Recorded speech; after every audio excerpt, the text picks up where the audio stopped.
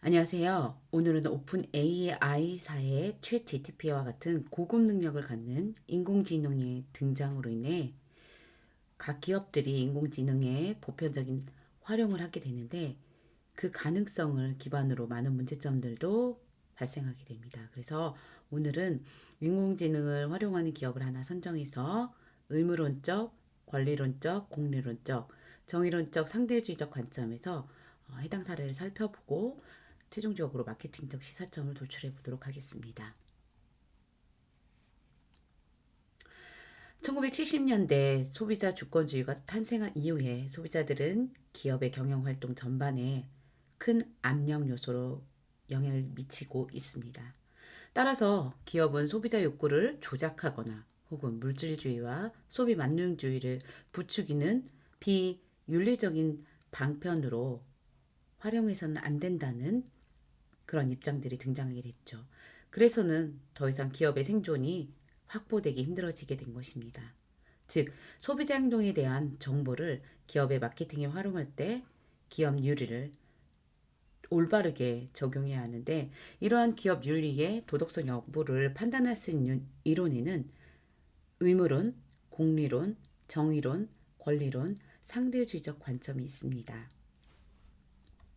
이에 본론에서는 이런 윤리적 관점에서 봤을 때 최근에 이슈가 되고 있는 기업에서 AI, 즉 인공지능을 어떻게 활용하고 있고 그것이 어떠한 윤리적인 쟁점이 있는지 살펴보고 이를 바탕으로 다른 기업들에게 줄 수 있는 마케팅적 시사점을 이야기해 보도록 하겠습니다.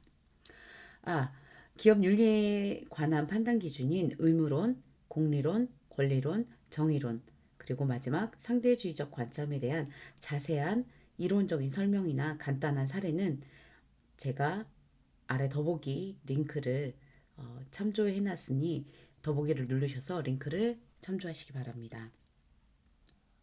네, 본격적으로 기업에서 활용한 AI, 즉 인공지능 사례 윤리적 쟁점인 의무론, 권리론, 공리론, 정의론, 상대주의적 관점에서 이제 살펴보도록 하겠습니다. 여러분들도 아시다시피 지난 22년 연말 그리고 올해 초 세계적인 챗 GTP 열풍에 구글이 비상이 걸렸다는, 그래서 코드 레드를 발동했다는 뉴스를 보셨을 것입니다. 사실 구글 검색 시스템은 검색어를 키워드로 입력하면 인터넷 링크 목록을 제공하는 것입니다. 하지만 이것과는 달리 챗 GTP는 미리 검색해 학습한 인공 그런 데이터를 바탕으로 쉽고 이해하기 빠른 그리고 논리적이면서도 상세한 문장으로 대답해 줌으로써 기존 검색보다 훨씬 더 원하는 정보를 링크를 타고 들어가지 않아도 빠르게 접근할 수 있게 된 것입니다. 물론 구글도 그 전부터 이러한 인공 AI 기술을 활용한 검색을 활용하려고 했습니다.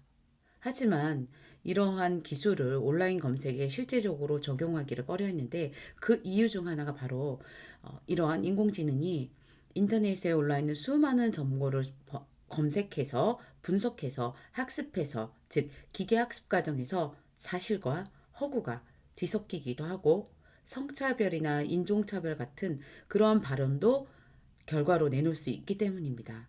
그래서 이러한 것들이 많이 쌓이게 되면 결국 구글의 브랜드 이미지에 치명적인 손상을 줄 수도 있다고 판단했기 때문에 이러한 것을 실질적으로 활용하는데 자제하고 있었던 것입니다. 이렇게 오픈 AI가 챗 GTP를 통해 쏘아올린 AI에 대한 관심은 기업뿐 아니라 개인들에게도 AI에 대한 열풍을 이끌어냈는데요. 챗 GTP를 비롯한 이러한 AI 프로그램들은 기업의 생산성 향상뿐 아니라 개인들의 생활의 효율성을 향상시켜주고 있어서 제2의 스마트폰 혁명이라고도 불립니다. 하지만 이러한 것에 대해 많은 문제점들이 제기되고 있는데요. 특히 AI가 우리에게 줄 수 있는 혹은 우리 사회에 던질 수 있는 윤리적인 문제들이 많이 부각되고 있습니다. 인공지능 AI가 기술 자체로 그 영향력이 끝이는 거라면, 즉, 예를 들면 대학교 실험실에서 개발을 하고 논문을 쓴다던가 이런 수준에서 머문다면 논란이 적을 수 있습니다. 하지만 이러한 AI 기술이 우리 개인들의 실생활에 깊숙이 들어오게 되면서 많은 사람들에게 즉각적이면서 많은 영향을 미친다는데 그 파장이 있습니다. 즉, 이 사회의 대다수 구성원들에게 즉각적이면서 많은 영향을 끼치기 때문에 윤리적인 면을 고려하지 않을 수 없게 된 겁니다. 이와 관련하여 2020년 12월 23일 출시한 인공지능 챗봇 이루다는 많은 이슈와 숙제를 남기며 3주 만에 서비스를 중단했었습니다. 물론 2022년 10월 다시 이루다 2.0이라는 이름으로 다시 서비스를 시작했지만 이루다 서비스가 우리 사회와 AI 활용에 있어서 기업의 경영 활동에 던진 메시지는 결코 적지 않습니다.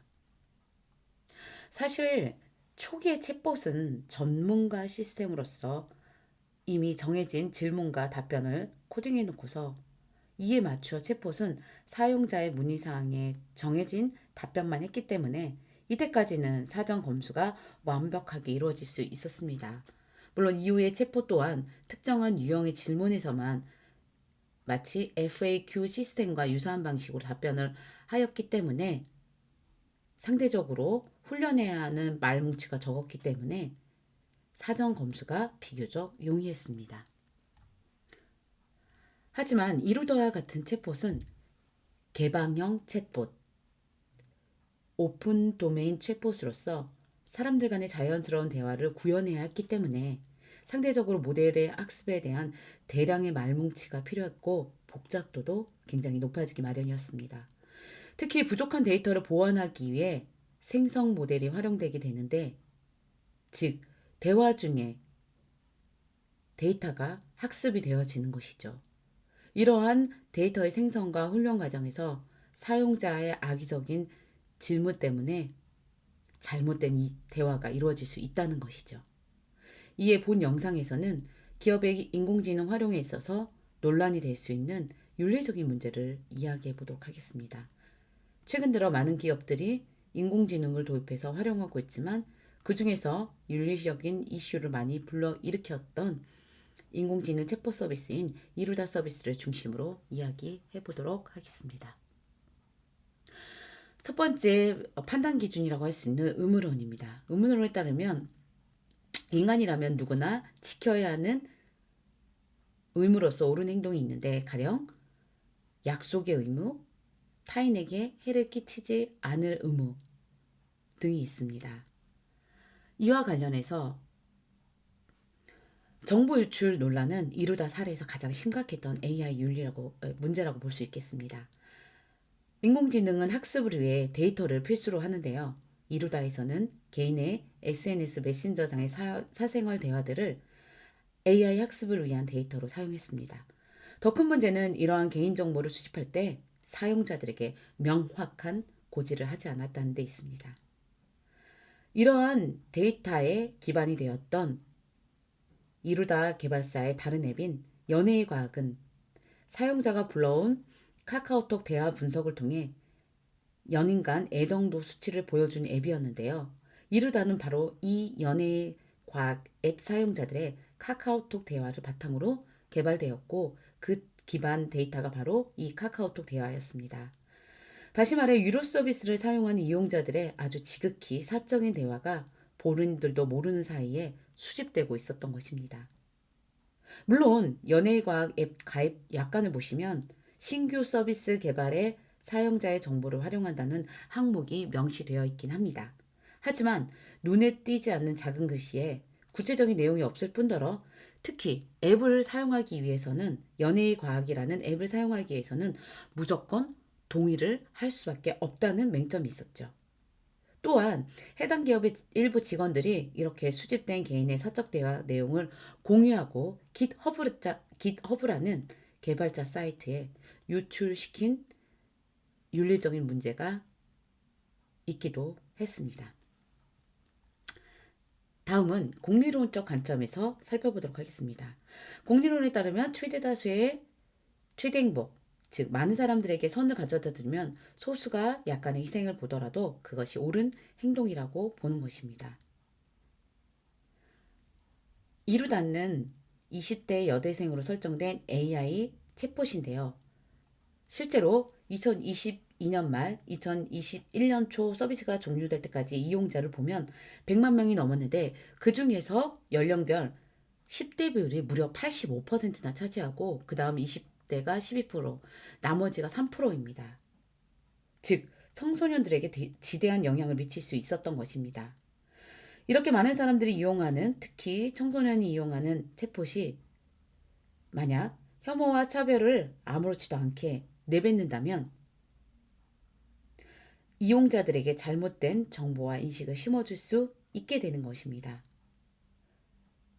특히 주 사용자층이 아직 미성숙한 10대임을 감안한다면 아무런 필터링 없이 이러한 왜곡된 정보가 청소년의 뇌리에 학습되어진다면 우리 사회에 미친 영향은 지대할 것입니다.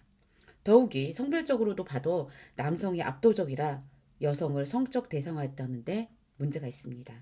물론 기존에도 게임 업체에서 지속적으로 남녀 차별 및 성적 대상화에 문제가 제기되었지만 게임이 압도적으로 남성이 많다 보니 그들의 니즈를 충족시키기 위해서는 이런 윤리적인 문제가 간과된 것이 사실입니다. 즉 공리론적 관점에서 보면 최대 이용자인 남성들에게 만족을 줄지는 모르지만 동시에 소수 이용자로 여겨지는 여성의 정체성이나 존중은 관가될 수밖에 없었던 것이죠. 다음은 권리론적 관점에서 이야기를 해보도록 하겠습니다. 권리론에 따르면 인간은 태어나면서 존엄한 존귀이기 때문에 기업의 활동에 있어서 인간의 기본적인 권리를 침해하면 윤리적이지 않다는 것입니다. 이와 관련해서 문제의 발단은 일부 사용자들이 이루다를 성적 도구화하고 성희롱하면서 불거졌습니다. 이루다를 20대 여성으로 상정한 것은 20대 여성을 대상화하고 여성을 그저 응대하고 맞춰주는 대상으로 여겼다는 것입니다. 이루다와 대화하는 과정에서 이루다와 좋아하는 말을 하거나 대화의 내용이 많아지면 친밀도가 변화하는 그런 것을 이용자들은 마치 게임하듯이 이루다와 애인 관계를 형성했다는 겁니다. 즉 여성을 인간으로서 하나의 개체로 인식한 것이 아니라 그저 게임의 대상, 어쩌면은 최악의 경우 하나의 물건으로서 인식할 수도 있었다는 겁니다. 이런 점에서 한때 온라인상에서 화제가 됐던 로봇 강아지 학대 현상을 떠오르게 합니다. 당시 로봇 개발 회사에서는 개발자들이 로봇을 발로 차거나 때려서 넘어뜨리는 행위를 했습니다. 이 로봇개가 기어갈 때 아주 안정적이라는 사실을 보여주기 위해 옆에서 사람이 그 스팟에 허리를 발로 차는 장면이 등장했는데 이런 행위를 AI 챗봇의 죄의식 없이 하다가 결국 그 폭력은 우리 인간에게 향할 가능성이 크게 되고 그것은 부메랑으로 우리 다수인 인간에게 돌아올 수 있다라는 것이죠. 다음은 정의론적 관점에서 살펴보도록 하겠습니다. 정의론적 관점에서 보면 기업은 어떤 의사결정을 할 때 평등하고 공정한 처우를 해야 되고 공평한 대우를 해야 한다는 것입니다. 이와 관련하여 이루다의 편향성 논란을 살펴보면 대화 과정에서 동성애라던가 장애인이라던가 즉 사회적 약자 혹은 소수자에 대한 혐오와 차별을 말하며 문제가 됐습니다. 임산부에 대한 혐오 발언도 문제가 되었는데요. 이는 학습을 하기 위해 실제 사용자들의 카카오톡 대화 데이터를 필요로 했는데 그때 편향되고 편견이 들어간 사용자들의 대화 내용이 포함될 수밖에 없었던 것이죠. 즉 이루다의 학습 데이터인 기존 카카오톡 채팅 데이터 내에 아주 차별되고 소수자에 대한 혹은 임산부에 대한 장애인에 대한 편향이 바로 이루다에게 반영된 것입니다. 또한 인공지능 책벽과 관련해서 성별 고정관념과 관련된 문제도 제기될 수 있었습니다. 왜 대부분의 인공지능 에이전트들은 그 목소리가 여성 목소리가 하는 것입니다.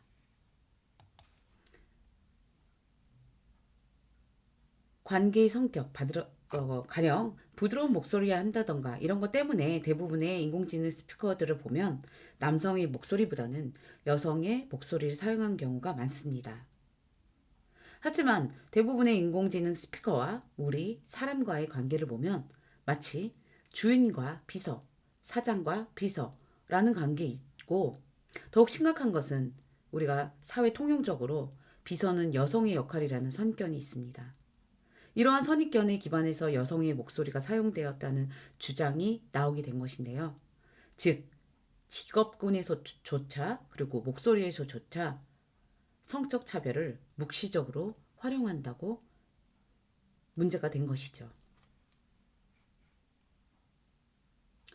다음은 상대주의적 관점에서 살펴보도록 하겠습니다. 상대주의 윤리 관점에서 보면 절대적인 선과 악의 보편적인 규칙은 절대 존재하지 않으며 시대, 사회, 문화, 개인 간에 의해 선악의 기준은 계속해서 다이내믹하게 변할 수 있다는 입장입니다. 인공지능은 기본적으로 기존의 방대한 데이터를 학습해서 행동하게 됩니다. 우리가 AI에 대해 윤리를 이야기하는 것이 바로 이 AI가 스스로 배울 수 있다는 점입니다. 즉 생성형 AI가 주류를 이룹니다. 그런데 만약 기존의 데이터에 어떤 편향이 포함되어 있다면 그 이후에도 영향을 줘서 인공지능은 계속해서 그런 편향된 결과를 나타내는 것입니다. 가령 최근 들어 인공지능 AI가 판사로 등장해서 재판을 하는 경우가 있는데, 특히 예를 들어 에스토니아 같은 경우는 민사재판 1차에서는 인공지능 판사가 판결을 하고 2차부터 사람이 판결을 하게 됩니다. 만약에 이런 경우 지난 수십 년간의 법적인 판례를 바탕으로 데이터를 구축하게 되는데 그 데이터를 인공지능이 학습하게 됩니다. 그런데 만약 그러한 수많은 판례들 안에 동성애에 관한 복지, 그런 것들이 편향되어 있거나 최근 들어 발전된 개념, 가령 양성 평등이라던가 이런 것에 대한 판례가 적거나 없게 된다면 인공지능 AI 판사는 과거의 판결을 그대로 답습해서 판결할 수밖에 없게 된다는 것이죠. 그래서 상대주의적 관점에서 봤을 때는 이러한 편향이 들어가지 않게 윤리적인 보완이 필요하다고 이야기하고 있습니다. 그렇다면 이러한 이루다 사건을 통해 각 기업들은 향후에 이와 같은 윤리적인 문제가 재발하지 않기 위해서는 미래에 예방하고 대처할 필요가 있다고 생각합니다. 가장 기본적으로 사실상 현존하는 법으로는 인공지능이 범죄를 저지른다 하더라도 처벌할 수 없기 때문에 이러한 인공지능을 활용하는 기업과 개인 사용자들이 윤리의식과 책임감을 가지는 것이 기본이고 우선적이라고 할 수 있겠습니다. 즉, 법은 그 특성상 항상 기술의 발전보다 느리고 그 뒤를 따라갈 수밖에 없기 때문에 법이 선제적으로 개입하는 것은 한계가 있다는 말이죠. 따라서 법제도의 마련은 기본이지만 민간 중심의 자율구제 환경 조성이 더 필요하다는 것입니다.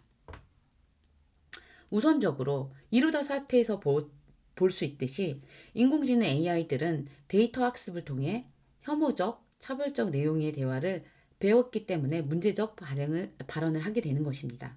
따라서 각 기업들은 어떤 이런 서비스를 출시하기 전에 조금은 시기가 늦춰지더라도 보다 충분한 데이터의 정제 과정, 선별 작업, 그리고 반복된 품질 검사라던가 시뮬레이션을 거쳐 출시를 해야 할 것입니다. 또한 근원적인 문제는 그런 사고를 갖고 대화를 하는 우리 개인들, 사회의 구조의 문제이기 때문에 우리 개인과 사회의 도덕성과 시민의식이 높아지고 건강해져야만이 근본적인 해결이 될 수 있다고 볼 수 있습니다. 그래서 실제로 현재 세계 각국의 기업들은 AI 편향성 문제를 해결하기 위해 노력을 하고 있습니다. 가령 IBM사는 AI 오픈 스케일이라는 기술을 통해 AI 모델들을 실시간 모니터링해서 편향성이 발견되는 즉시 관리자에게 알려주는 기술을 연구하고 활용하고 있습니다.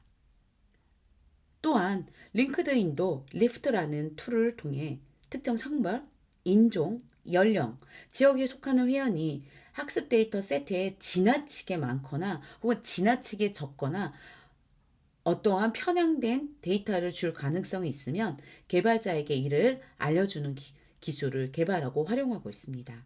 이러한 기술들이 개발되면 AI 기업이나 AI를 활용하는 기업들이 도움을 받을 것으로 생각되어집니다. 한편 개인의 프라이버시권에 관련해서도 AI 학습에 활용될 빅데이터는 합법적인 데이터만을 수집해야 하고 그 절차도 합법적이어야 합니다. 이와 관련해서 유럽연합에서는 개인정보보호법 GDPR에 이러한 점을 분명히 명시하고 전세계 정부와 기업, AI 연구기관들이 발표한 AI 윤리 가이드라인에도 이러한 개인 프라이버시권이 공통으로 들어가 있습니다. 즉, 데이터의 구축, 가공 과정에서 발생할 수 있는 저작권이라던가 혹은 개인정보 침해 문제를 해결하기 위해 학습 데이터 검증을 수행해야 하며 그걸 검증해야 하며 민간에서도 이러한 데이터 검증에 활용될 수 있도록 검증을 위한 도구가 마련되어야 할 것입니다. 그래서 이와 관련해서도 세계적인 IT 기업인 MS사, 즉 마이크로소프트사에서는 2018년 6개의 책임 있는 AI 원칙을 발표했습니다. 이에는 인공지능 AI를 만든 사람이 첫 번째, 책임을 져야 한다는 책임성, accountability. 두 번째는 설명이 가능해야 된다는 투명성, transparency. 세 번째는 원칙에 기초하여 공평해야 되는 fairness. 네 번째는 신뢰성이 있고 안전해야 한다는 reliability and safety. 다섯 번째는 개인정보 및 보안이 철저해야 되는 privacy and security. 여섯 번째는 포용성이, 즉 차별성이 있어서는 안 된다는 inclusiveness 원칙이 이루어져 있습니다. 그리고 이런 AI 활용 원칙이 어떻게 직원들이라던가 혹은 구성원들에게 효과적으로 전파시키고 적용시킬 수 있는지에 대한 4단계를 설정해 놓았는데요. 첫 번째 단계는 거버넌스 단계로서 책임 있는 AI 원칙에 입각해 인공지능 기술을 개발할 수 있는 시스템을 마련해야 한다는 것입니다. 두 번째 단계는 룰 단계로서 가버넌스 단계를 기초로 직원들이 지켜야 할 규칙을 제정해야 한다는 겁니다. 세 번째 단계는 트레이닝 앤 프랙티스 단계로서 직원들이 규칙을 따를 수 있도록 하기 위한 훈련 시스템을 마련해야 한다는 것입니다. 마지막 단계는 툴스 앤 프로세스 단계로서 책임감 있게 인공지능 기술 개발을 실현할 수 있는 툴, 즉 도구와 프로세스를 개발하는 단계입니다. 사실상 인공지능 윤리 문제는 상당 수준 기업의 스스로의 자정작용에 의해 해결되어 왔습니다. 즉, 지금까지 유사한 윤리적인 문제가 없었던 건 아니지만 기업들이 스스로 조심하는 경향이 있었기 때문에 밖으로 많이 표출되지 않았던 것입니다. 하지만 앞으로는 이러한 이루다 사건이라던가 여러 가지 AI를 활용한 문제를 계기로 개별 기업이 자체적으로 AI 윤리 문제를 경각심을 가지고 자정작용에 더 집중할 뿐만 아니라 그런 룰이라던가 프로세스를 마련할 필요가 있고 국가에서 또 법제도 마련에 만반을 기해야 될 것 같다라는 말씀을 드리며 오늘 동영상을 마치도록 하겠습니다.